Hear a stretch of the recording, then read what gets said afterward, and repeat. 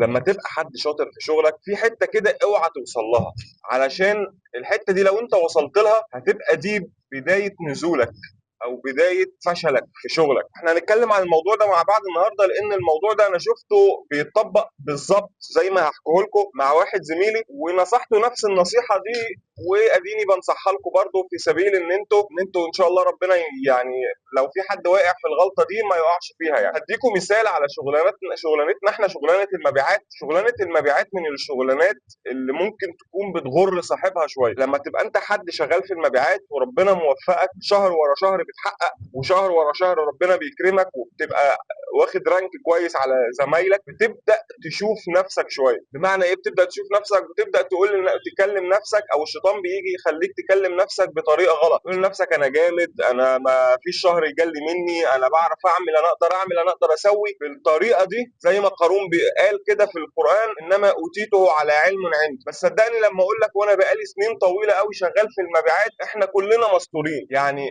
في شغلانه المبيعات مهما كنت مهاري او مهما كنت بتعرف تتعامل او الكلام ده، اوعى توصل للحته دي وتقول انما اوتيته على علم عندي، او ان انا شاطر، او ان انا بعرف احقق، او الكلام ده، وما تصدقش نفسك. ما تصدقش نفسك ليه؟ لان شغلانه المبيعات في الاول وفي الاخر هي رزق، وكلنا اللي شغالين في المبيعات عارفين ان في العميل اللي انت جريت وراه كتير قوي وحاولت انك انت توصل لديل وتعبت فيه جدا وما مشيش، مع انك ما عملتش حاجه واحده غلط، بالعكس انك انت اجتهدت فيه وحاولت فيه محاولات، يعني بكل زي الكتاب ما بيقول، ولكن برضو الديل ما مشيش. وفي العميل اللي داخل بفلوسه واخد قرار ويلا اشتري، انت ما تعبتش، بالعكس انت كنت في البيعه دي منفذ تقريبا، انت ما عملتش حاجه خالص غير ان انت نفذت معاه البيعه وخلاص. فالعميل ده موجود والعميل ده موجود، والنوع ده من العملاء او الطريق او العاملين دول انا بعتبرهم درس، واشاره من ربنا سبحانه وتعالى ان مهما بلغت من نجاحك في شغلانه المبيعات،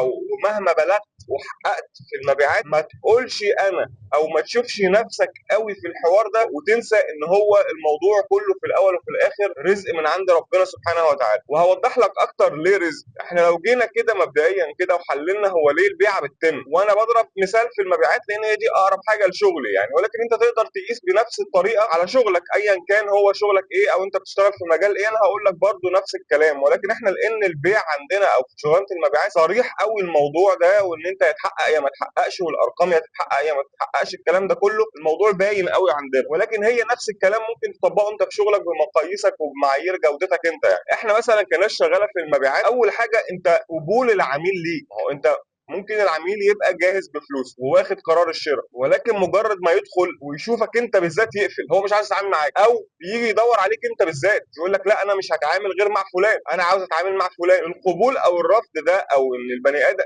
او ان العميل يكون قابلك انت شخصيا او رافض التعامل معاك انت شخصيا، ده مش حاجه غير رزق. هو القبول ايه غير ان حاجه ربنا سبحانه وتعالى وهبك بيها، ده رزق. الحاجه الثانيه توفيق ربنا سبحانه وتعالى ليك مع العميل الصح. ممكن تقعد تسعى والكلام ده كله، وفي الاخر انت بتسعى مع عميل غلط، انت بنظرتك شفت ان العميل ده هو عميل مناسب ليك او عميل مناسب للمنتج بتاعك، ولكن في ابعاد كتير انت ممكن ما تبقاش عارفها. ممكن العميل في الوقت ده هو مش مستعد يشتري، او معهوش الفلوس ان هو يشتري. يعني ممكن يكون هو نفسه مش مستعد دلوقتي، الخطوه اللي انت عاوز تعرضها عليه دلوقتي مش الخطوه دلوقتي في حياته، او ان هو الخطوه دلوقتي في حياته بس هو معهوش فلوس يشتري. فلوسه يا اما هو معهوش فلوس، يا اما هو فلوسه مشغوله في شغل او حاجه زي كده ومش هيقدر يلمها دلوقتي، او اسباب كتير تمنعه من الشراء. يعني احيان كتير بيبقى العميل هيموت ويشتري المنتج، نفسه يشتري المنتج باي طريقه، ولكن انت كل انظمه التمويل وكل الحاجات المتاحه غير متاحه بالنسبه له، فيبقى سبحان الله هو عاوز يشتري، انت عاوز تبيع له، المنتج موجود ولكن حصلت حاجه